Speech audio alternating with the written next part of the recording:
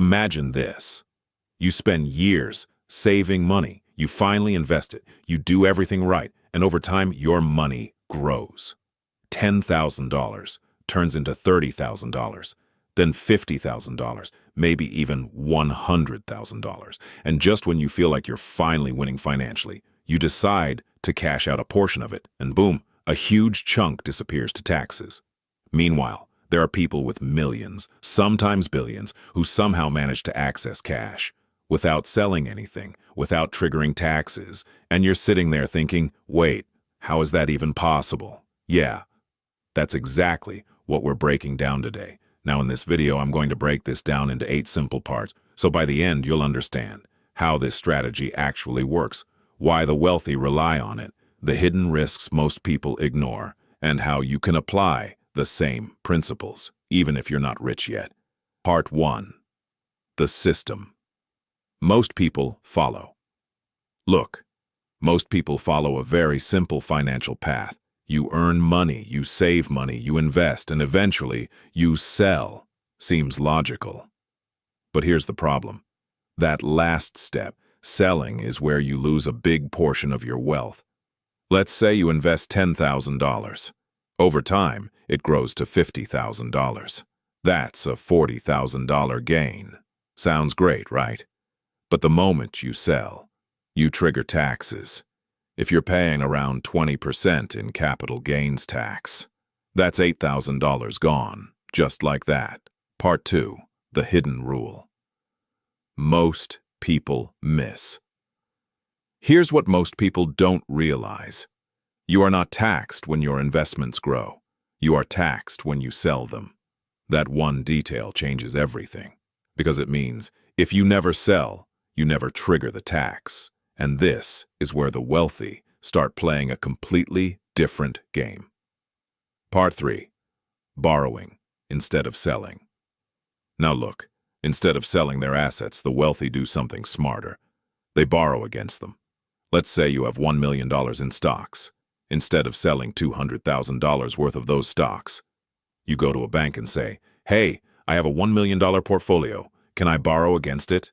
And the bank says yes. Why? Because you're low risk. Now you get $200,000 in cash without selling anything, which means no taxes. Part 4. Why borrowing isn't taxed. This is where it gets really interesting. Loans are not considered income, so when you borrow money, you don't pay taxes on it, you just have to pay it back with interest. Now, you might be thinking, wait, so you're telling me I can access money and not pay taxes? Yes, but there's more to it. Because the real power isn't just avoiding taxes, it's what happens next. Part 5. The math that changes everything.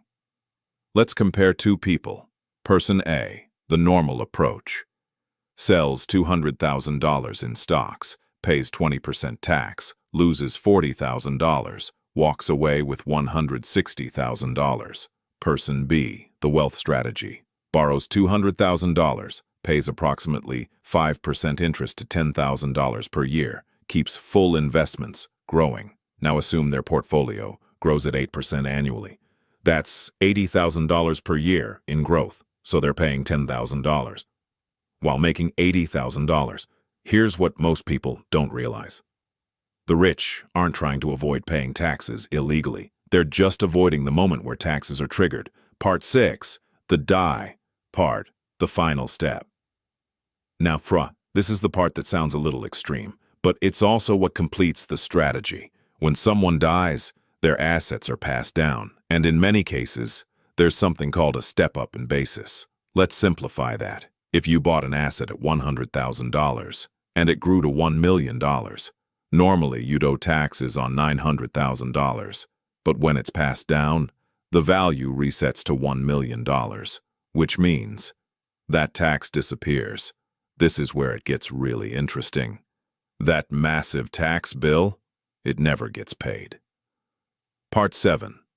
The psychology behind why most people never do this now. You might be thinking, why doesn't everyone do this then? And the answer is simple. Psychology.